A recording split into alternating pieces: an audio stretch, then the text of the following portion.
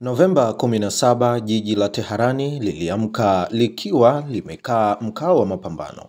Kwani ni mji mkuu uliozoea kelele za siasa, lakini kwa sasa imesikika sauti ya taifa lililoapa kutowahi kuinamisha kichwa mbele ya dhuluma. Kwani katika ukumbi uliojaa pumzi za matumaini na hasira iliyokolea, Mohammad Eslami, mkuu wa shirika la nishati la atomiki la Iran AEOI, alisimama kama jabali linalokataa mawimbi ya dhoruba.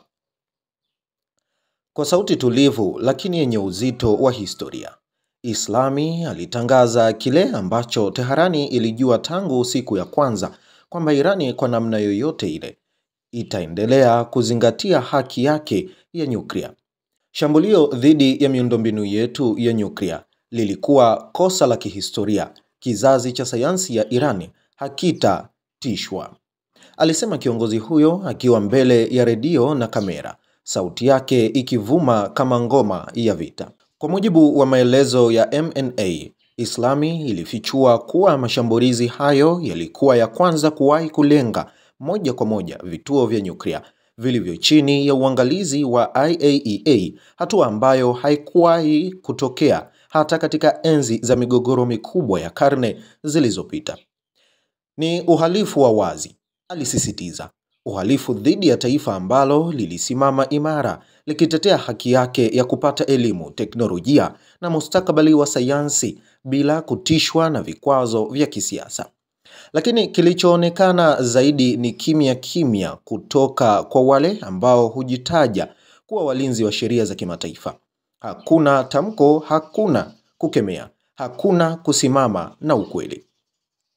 Juni 13 iligeuka ukurasa mpya katika historia ya karne hii ya 21, pale ambapo makombora kutoka Tel Aviv yalipasua anga ya Irani, yakianzisha vita vya siku 12 vilivyoacha machozi, damu na majina ya mashujaa yakiwa yametawanyika katika vitabu vya historia.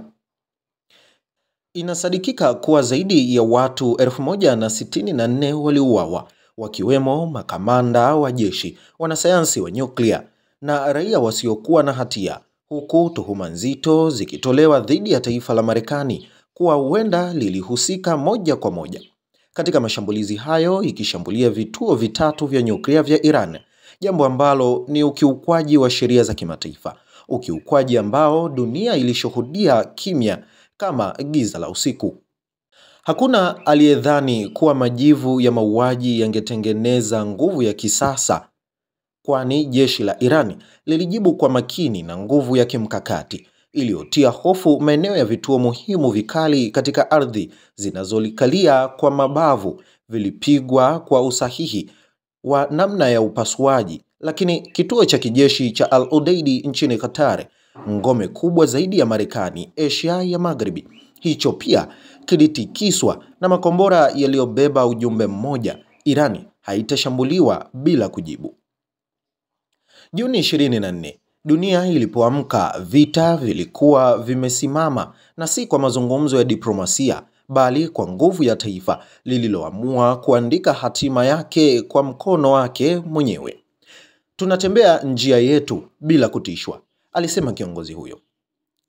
Eslami akiwa katika mkutano wa kimataifa wa sheria za kimataifa ambazo ziko chini ya shambulio la uvamizi wa ulinzi, yani International Law and Attack, Aggression and Defense, alirudia msimamo huo kwa ustaarabu wa kishujaa, akisema, sera yetu ni wazi. Kipindi cha miaka 10 cha azimio 2231 kimeisha.